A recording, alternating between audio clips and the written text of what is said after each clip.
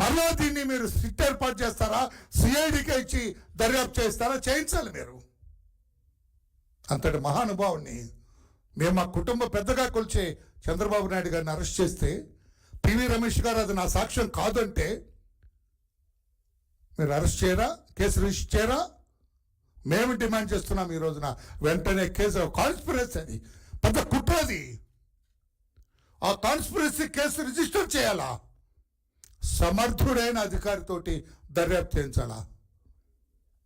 Either it may be CID or some other agency else register చేయించి దర్యాప్తు చేయించాలని చెప్పి కూడా కొల్లి రఘురామారెడ్డి, జగన్మోహన్ రెడ్డి, సజ్జల రామకృష్ణారెడ్డి ఈ ముగ్గురిని కూడా ఆ కేసులో అరెస్టు చేయాలని చెప్పి కూడా మేము డిమాండ్ చేస్తున్నాం.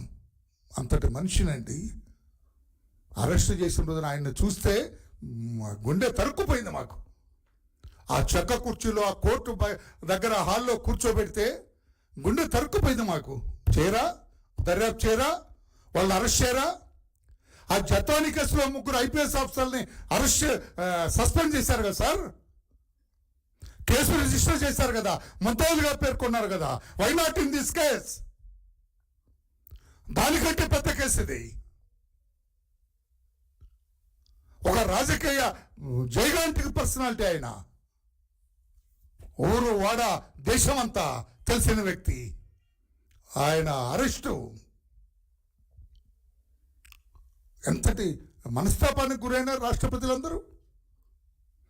అందుకే కేసు రిజిస్టర్ చేయాలి, ఈ కుట్ర వెలికి తీయాలి. ఇంకెక్కడే what else you require? PV Ramesh గారి లేఖ డీజీపీ గారికి రాసింది, that itself is enough for registering FIR. దర్యాప్తు చేయండి. కొల్లి రఘురామరెడ్డి పాత్ర ఏమిటి ఇందులో? ఎంత ఉత్సాహపడ్డాడండి అరెస్ట్ చేసే దగ్గర. అతని ముఖంలో ఎంత కళకళలాడిపోయింది చంద్రబాబు గారిని అరెస్ట్ చేస్తుంటే. ఓ ఒట్టిమిట్టారితో వెలిగిపోయింది అతని ఫేస్. మరి దర్యాప్తు చేయరా? ఇమీడియట్గా కేసు రిజిస్టర్ చేసి దర్యాప్తు చేయాలని చెప్పి కూడా తెలుగుదేశం పార్టీ తరఫున మేము కోరుతున్నామని చెప్పి ఒక్క హాట్ వాటర్ ఇవ్వటానికండి.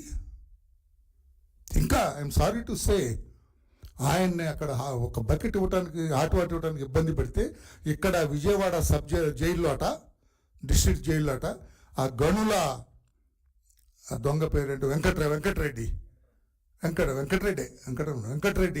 50 రోజులు జైల్లో ఉన్నాడు అతను. చంద్రబాబు గారి కంటే ముందు బెయిల్ వచ్చింది ఆయనకి. సరే, న్యాయ వ్యవస్థ ఎందుకు ఇచ్చిందో బెయిల్, దాని గురించి మేము అట్లా ఆ ఏసీబీ కోర్టు ఎందుకు ఇచ్చారో బెయిల్, ఎలా ఇచ్చారో అందులోకి నేను వెళ్ళను. నేను 50 రోజులు కూడా అతను ఒక్కరోజు కూడా సెల్లో పడుకోలేదట. చంద్రబాబు నాయుడు గారు 53 రోజులు ఆ సిమెంట్ బల్ల మీద పడుకున్నారు. ఆయన సెల్లో ఆయన వేడి నీళ్ళు ఇవ్వమంటూ కూడా ఇవ్వలేదు జైల్లో. కానీ ఇతనికి మాత్రం విజయవాడ జైల్లో ప్రతిరోజు ఏసీ రూమ్లో, సూపరింటెండెంట్ ఏసీ రూమ్లో పడుకున్నాడనేది సమాచారం. అవునో కాదో దర్యాప్తు చేయాలని చెప్పి కూడా మేము డీసీ గారిని కోరుతున్నాం.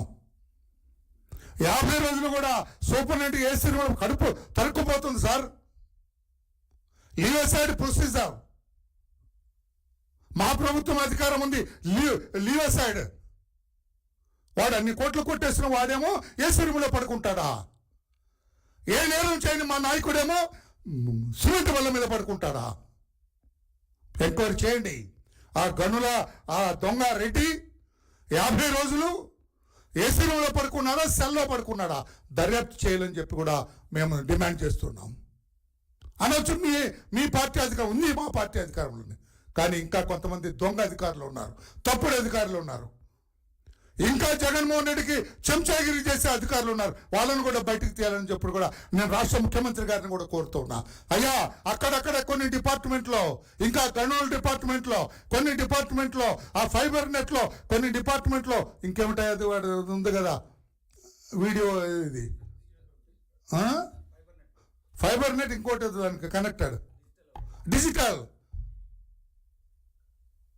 దాంట్లో కూడా ఇంకా జగన్మోహన్ రెడ్డి అనుయాయులు ఇంకా ఉన్నారు అధికారులు, ఆయనకి దాసోహం చేసే అధికారులు ఉన్నారు.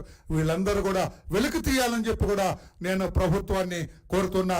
గౌరవ ముఖ్యమంత్రి గారిని నేను కోరుతున్నా. కడుపు మండిందండి నాకు. I must say human being. I know that I'm in the government. మా పార్టీ గవర్నమెంట్లో ఉందని తెలుసు నాకు. కానీ వీడేంటి ఏసీ రూమ్లో, మా నాయకుడేంటి సిమెంట్ బల్ల మీద? ఎక్కడుంది ఇది అన్యాయం? దాన్ని కూడా వెలికి తీయాలని చూస్తున్నాం. ఇకపోతే జగన్మోహన్ రెడ్డి గారు, కూటమి ప్రభుత్వం మా మీద కక్ష కట్టింది, నా కుటుంబం మీద కక్ష కట్టింది. ఎవరైనా నీ కుటుంబం ఈ రోజున? జగన్మోహన్ రెడ్డి, నీ కుటుంబం అంటే నువ్వు, నీ భార్య, 2 పిల్లలే కదా. నీకేం తల్లి ఉందా ఇప్పుడు? నీ చెల్లి ఏమైనా ఉందా ఇప్పుడు నీకు? నీ బావమరిది ఏమైనా ఉన్నారా నీకు? నీ మేనల్లుళ్ళు ఎవరైనా ఉన్నారా నీకు?